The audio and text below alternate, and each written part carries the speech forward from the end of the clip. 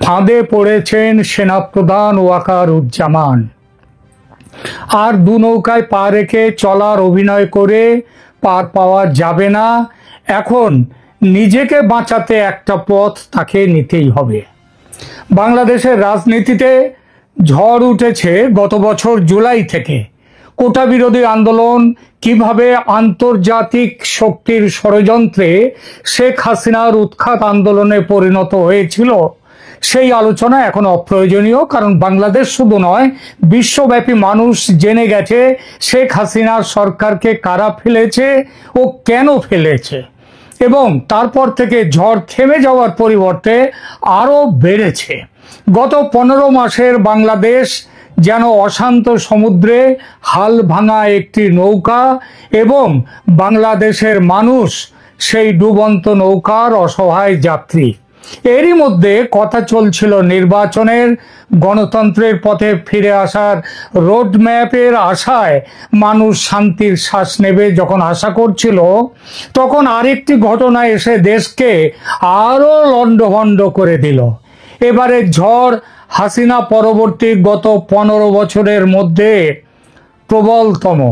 একে ঝড় বললে কম বলা হয়, বলতে হয় সাইক্লোন কিংবা সুনামি। অন্তর্বর্তী সরকারের যুদ্ধংদেহী, অন্তর্বর্তী সরকার যে বর্তমানে, তারা যুদ্ধংদেহী বলে মুখোমুখি এসে চ্যালেঞ্জ ছুড়ে দিয়েছে দেশের সেনাবাহিনীর দিকে। কিভাবে চ্যালেঞ্জ সেটা জানেন আপনারা? তাহলেও একবার ছোট্ট করে বলে নিই। গত 8 অক্টোবর আন্তর্জাতিক অপরাধ ট্রাইব্যুনাল একটি ভয়ানক বিতর্কিত সিদ্ধান্ত নিয়েছে। ট্রাইব্যুনাল প্রাক্তন প্রধানমন্ত্রী শেখ হাসিনা সহ 30 জনের বিরুদ্ধে গ্রেপ্তারি পরোয়ানা জারি করেছে। এর মধ্যে 24 কিংবা কমপক্ষে 24 জন হচ্ছেন বর্তমান ও প্রাক্তন সেনা অফিসার, যাদের বিরুদ্ধে জোরপূর্বক গুম এবং মানবতা বিরোধী অপরাধের অভিযোগ আনা হয়েছে। ট্রাইব্যুনালের আদেশ অনুযায়ী এই অভিযুক্তদের 22 অক্টোবরের মধ্যে গ্রেপ্তার করে আদালতে হাজির করতে হবে এই নির্দেশের পর বাংলাদেশ সেনাবাহিনী 14 জন অফিসারকে সামরিক হেফাজতে নিয়েছে। একজন অফিসার গোপনে দেশ ছেড়ে ভারতে পালিয়ে গেছেন বলে খবর পাওয়া যাচ্ছে, এবং প্রাপ্ত খবর অনুযায়ী 10 জন আগে থেকেই ভারতে আশ্রয় নিয়ে আছেন। এই গ্রেপ্তারি পরোয়ানার ফলে সেনাবাহিনীর মধ্যে গভীর বিভাজন তৈরি হয়েছে। 9 অক্টোবর অনুষ্ঠিত অফিসারদের সভায় দুটি পৃথক শিবির স্পষ্ট হয়ে উঠেছে। একদল ট্রাইব্যুনালের বিচার সম্পর্কিত সিদ্ধান্তের পক্ষে, অন্য দল বিপক্ষে। মেজর জেনারেল হাকিমুজ্জামান স্বীকার করেছেন যে এই গ্রেপ্তারি পরোয়ানা সেনাবাহিনীর মনোবলে প্রভাব ফেলেছে। তিনি বলেছেন, আমি অস্বীকার করতে পারি না যে সামরিক অফিসারদের বিরুদ্ধে গ্রেপ্তারি পরোয়ানা আমাদের প্রভাবিত করছে, এটা আমি অস্বীকার করতে পারি না। তবে আমরা ন্যায় বিচার নিশ্চিত করতে অবিচল থাকব। অর্থাৎ তাদের ঘা লাগলেও, তাদের উপরে আঘাত এলেও তিনি যে অপরাধ ট্রাইব্যুনালে বিচারের পক্ষে, সেটা কিন্তু তার এই কথা দিয়ে বুঝিয়ে দিলেন। এই ঘটনা প্রবাহ সেনাপ্রধান ওয়াকারুজ্জামান একটা অভূতপূর্ব চাপের মুখে যে পড়েছেন সেটা বলা বাহুল্য। গত আগস্ট মাস থেকে তিনি চেষ্টা করে যাচ্ছেন যাতে সেনা অফিসারদের বিচার ট্রাইব্যুনালে না হয়ে সামরিক আদালতে হয়। তার জন্য এই ব্যাপারে তিনি আলাদা আলাদাভাবে কথা বলেছেন সুপ্রিম কোর্টের প্রধান বিচারপতি, সরকারের প্রধান উপদেষ্টা এবং দেশের রাষ্ট্রপতির সঙ্গে। তার চেষ্টা যে ব্যর্থ হয়েছে সেটা এখন স্পষ্ট। জেনারেল জামানের সেই চেষ্টা যে শুধু তার সহকর্মীদের বিপদ থেকে বাঁচাতে তা নয়, তিনি জানতেন জাল যেভাবে ফেলা হয়েছে এবং যেভাবে টানা হচ্ছে, তাতে তার মতো বড় মাছ ছাড়া পাবে না, ছাড়া পেতে পারে না।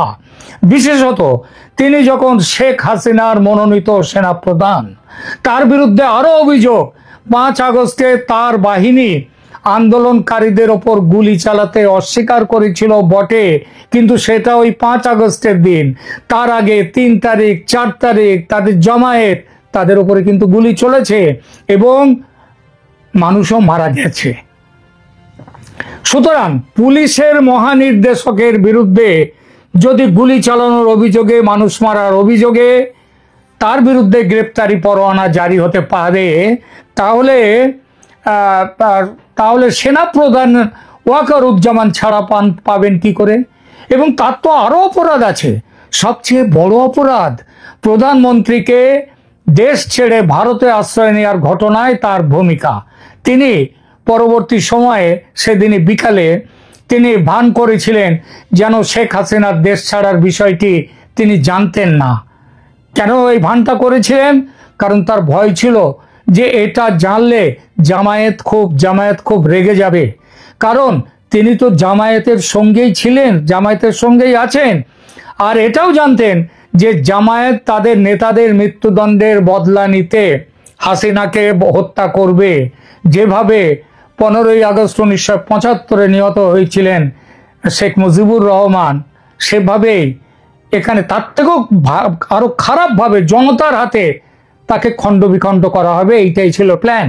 সেটা যাতে না করতে পারে তার জন্য ওয়াকারুজ্জামান ভারতের সেনাপ্রধানের সঙ্গে কথা বলে ব্যবস্থা করেছিলেন হাসিনার ভারতে আশ্রয় নেওয়ার ব্যাপারে।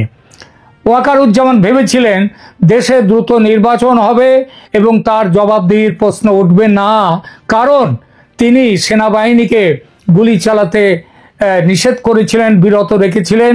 এই জন্যে তিনি সাধুবাদ পাবেন, তার কোনো বিচার এই জন্য হবে না। সেই ভাবনা যে মহা ভুল এখন বুঝছেন যে তার নামেও গ্রেপ্তারি পরোয়ানা জারি হওয়ার আশঙ্কা রয়েছে, এবং এই গ্রেপ্তারি পরোয়ানা জারি হলে সেনাপ্রধানের পদ থেকে সরে যেতে তিনি বাধ্য হবেন অধ্যাদেশ অনুযায়ী। ফলে ওয়াকারুজ্জামানের ঘুম চলে গেছে, দু চোখে আর ঘুম নেই।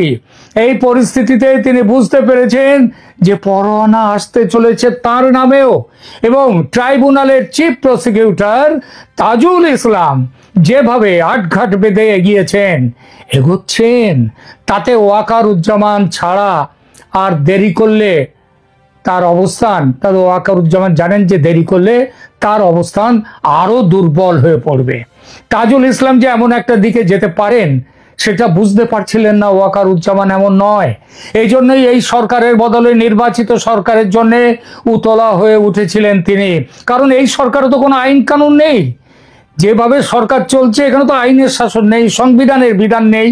সুতরাং তিনি ভেবেছিলেন এই সরকার চলে গিয়ে যত তাড়াতাড়ি নির্বাচিত সরকার আসে ততই তিনি তার সুবিধা, এবং তাকে কেউ প্রশ্ন করতে পারবে না।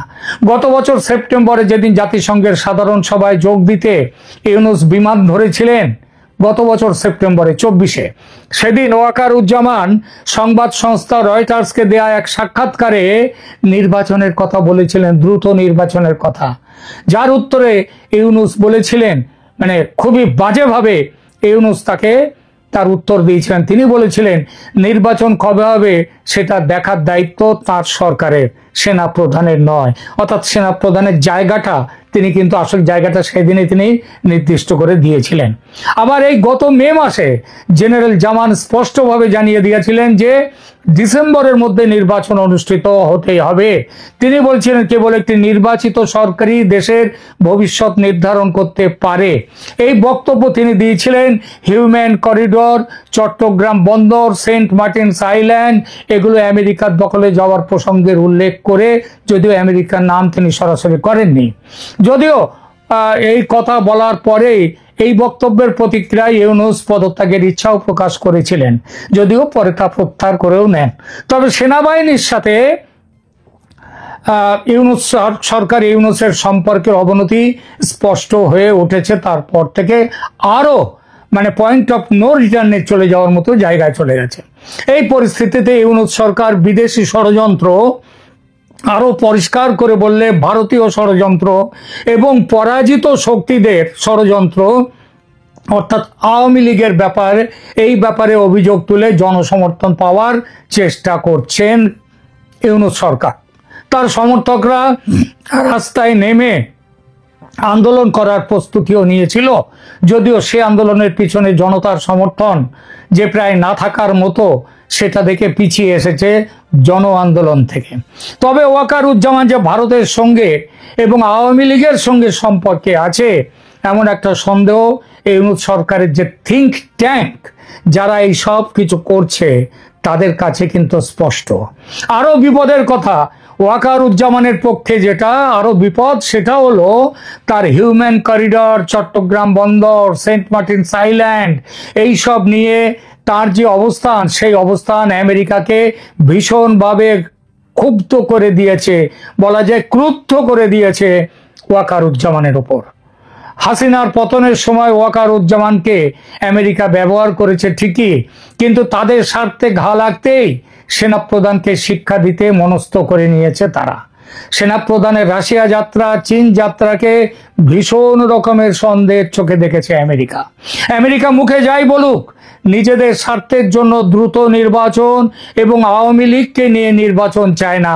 ভেবেছিল বিএনপিকে ক্ষমতায় এনে তারা তাদের স্বার্থ রক্ষা করবে, কিন্তু বিএনপির যাতে বর্তমান যে অবস্থা, তাতে বিএনপি ক্ষমতায় আসতে পারবে না, বরং জামায়াতের ক্ষমতায় আসার সম্ভাবনা এবং ইনক্লুসিভ ইলেকশন হলে, ফ্রি অ্যান্ড ফেয়ার ইলেকশন হলে আওয়ামী লীগ পর্যন্ত ক্ষমতায় আসতে পারে, এবং সেটা হলে আমেরিকার প্ল্যান ভেস্তে যাবে। গুম কমিশনের রিপোর্টেই এবারের এই হুলস্থুল বেঁধেছে। এরপর নভেম্বরে আসছে বিডিআর বিদ্রোহ তদন্ত কমিশনের রিপোর্ট, এবং সেই কমিশনের চেয়ারম্যান ফজলুর রহমান, তিনি প্রাক্তন সেনাকর্তা, তিনি ভয়ঙ্করভাবে ভারত বিরোধী এবং আওয়ামী লীগ বিরোধী। তিনি বলাই যায় তার কমিশনের রিপোর্ট তৈরি আছে, যে কোনো দিন দিলেই হলো, এবং সেখানে ভারত বিরোধিতা থাকবে, আওয়ামী লীগ বিরোধিতা থাকবে। তখন আর এক দফা সুনামি আসবে, সেখানে টার্গেট পয়েন্টে থাকবে ভারত। সেটা এলে ফেব্রুয়ারির নির্বাচন, এবং সেই নির্বাচনে ভারতের চাপে আওয়ামী লীগের অংশগ্রহণের সম্ভাবনা থাকবে না। তার আগেই ওয়াকারুজ্জামান হটে যাবেন, তার পদ থেকে হটে যেতে হবে। এজন্য যুদ্ধ বিগ্রহ কিচ্ছু করার দরকার নেই, দরকার শুধু ট্রাইব্যুনালের পক্ষ থেকে একটি পরোয়ানা জারি করা ওয়াকারুজ্জামানের সেনাপ্রধানের নামে। এই পরিস্থিতিতে কি করার আছে সেনাপ্রধান ওয়াকারুজ্জামানের?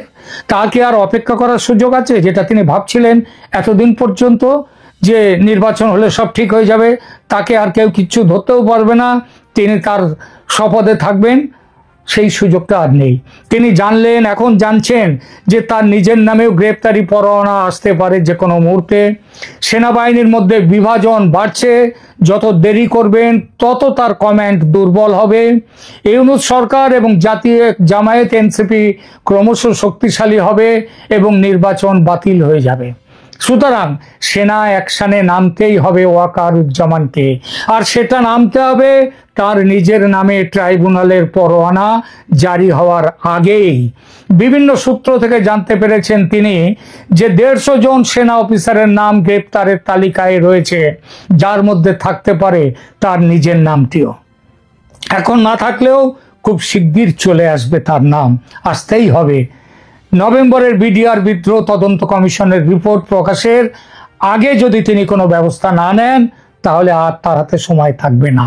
এমতো অবস্থায় জেনারেল জামান দ্বিধা কাটিয়ে সরকারের বিরুদ্ধে অবস্থান নিয়েছেন বলে বিভিন্ন সূত্রের খবর। কেউ কেউ মনে করছেন যে 22শে অক্টোবর পর্যন্ত তিনি সময় নেবেন, কারণ হাতে 11 দিন সময় আছে।